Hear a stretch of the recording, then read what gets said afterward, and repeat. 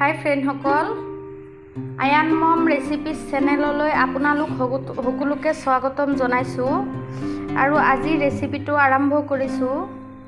আজিৰ ৰেচিপিটো হ'ল ঢেকীয়া শাক ভাজি কণীৰ সৈতে। এয়া মই ঢেকীয়া শাক লৈছোঁ, ভালদৰে ধুই কুটি লৈছোঁ। এফালে আছে পিঁয়াজ আৰু নহৰু।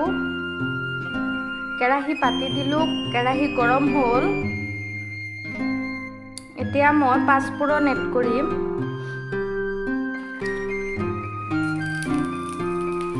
এয়া মই পাঁচফোৰণ দিলোঁ। এতিয়া মই পিঁয়াজখিনিও দি দিম।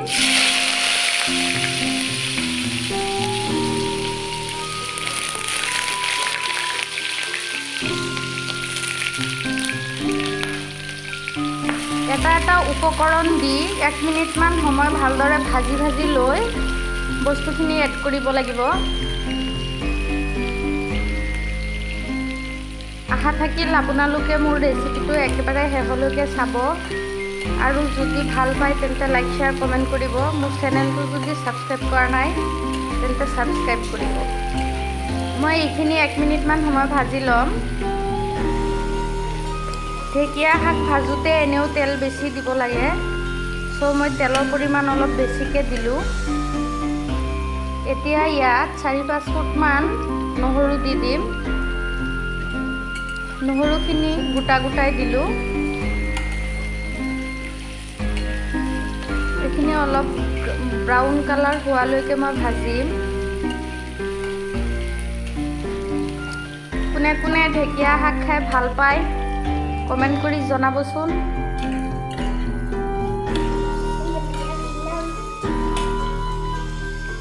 মোৰ এইখিনি ব্ৰাউন কালাৰ হৈ গ'ল।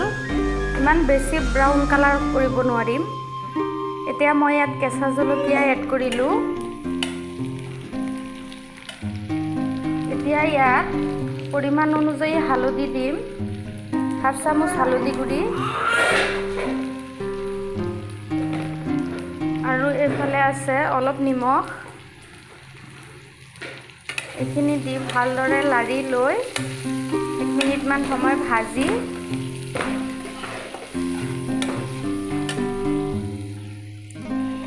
এতিয়া মই ইয়াত ঢেকীয়া শাকখিনি এড কৰি দিম।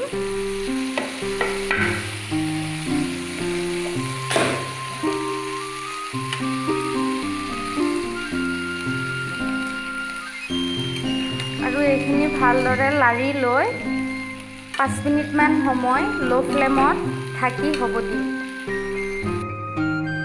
এয়া শাকত দিয়াৰ বাবে মই 2টা কণী লৈছোঁ। 2টা কণী ধুনীয়াকৈ ফেটি লৈ পাছত শাকত এড কৰিব লাগিব। ত' মই কণী 2টা একেলগে ফেটি লৈ আছোঁ।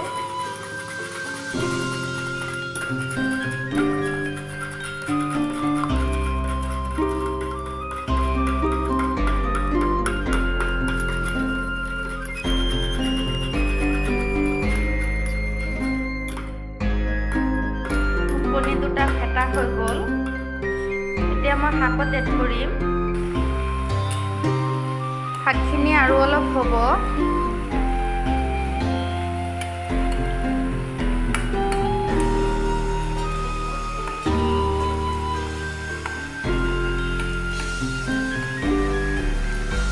আৰু 2 মিনিটমান ঢাকি পেলাই একেবাৰে হাই ফ্লেমত থ'ব দিম।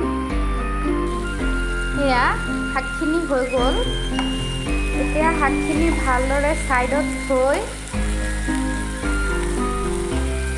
এনেকৈ মাজত অলপ জেগা বনাই লৈ ইয়াতে মই কণীখিনি দি দিম। এইফালে ফেটি থোৱা কণীখিনি দি দিম মই।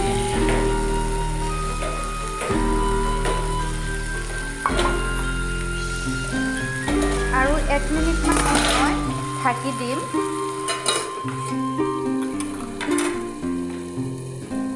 এয়া 1 মিনিটৰ পাছত মই এইখিনি ভালদৰে লৰাই লৈ গোটেইখিনি একেলগে কৰি দিম।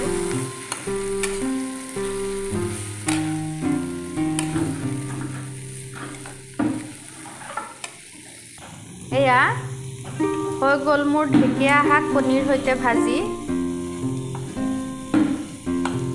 চ' এনেকৈ খাই কোনে কোনে ভাল পায় কমেণ্ট কৰিবলৈ নাপাহৰিব।